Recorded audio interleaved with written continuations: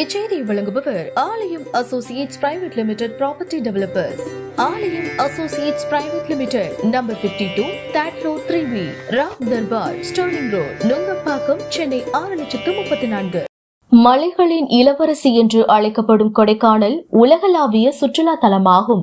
பல்வேறு இடங்களில் இருந்து கொடைக்கானலுக்கு சுற்றுலா பயணிகள் படையெடுத்து ஆண்டுதோறும் வருவார்கள். கொடைக்கானலில் இருக்கக்கூடிய இயற்கை எழில் கொஞ்சம் காட்சிகளை காண மட்டும் அல்லாது, கொடைக்கானலில் உள்ள இயற்கை காட்சிகளை காண்பதற்காகவும் பல இடங்களில் இருந்தும் வருவார்கள்.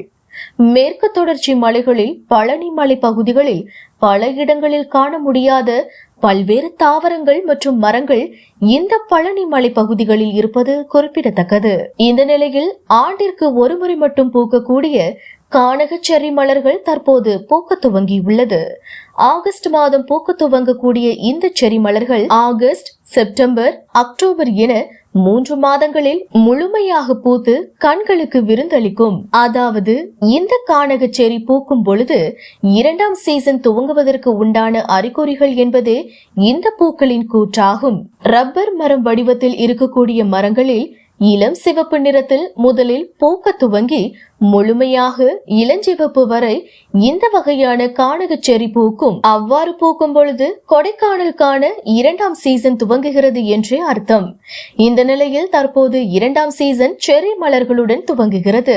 மேலும் கொடைக்கானல் நகர் பகுதிகளில் பல்வேறு பகுதிகளில் இந்த வகையான மரங்கள் பூத்து குலுங்கி சுற்றுலா பயணிகளுக்கு விருந்தளிக்கிறது. கானக செர்ரி மலர் ஏரி சாலைகளில் மற்றும் நகரில் பல்வேறு இடங்களில் பூத்துள்ளதால் நகர் முழுவதும் அழகாக காட்சியளிக்கிறது. மேலும் மலைகளின் இளவரசிக்கு இந்த 2ஆம் சீசனுக்கான மகுடமாக பூத்துள்ளது கானக செர்ரி மலர்கள். இதனால் மலைகளின் இளவரசியும் மெருகேறி உள்ளது.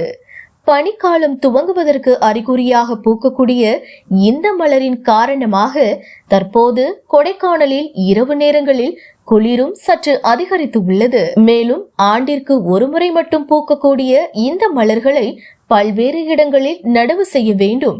இம்மலர்களை குறித்து ஆய்வுகளையும் முன்னெடுக்க வேண்டும் என்பதே கோரிக்கையாக உள்ளது. கொடைக்கானலில் இருந்து ரிப்போர்ட்டர் மணிகண்டன்.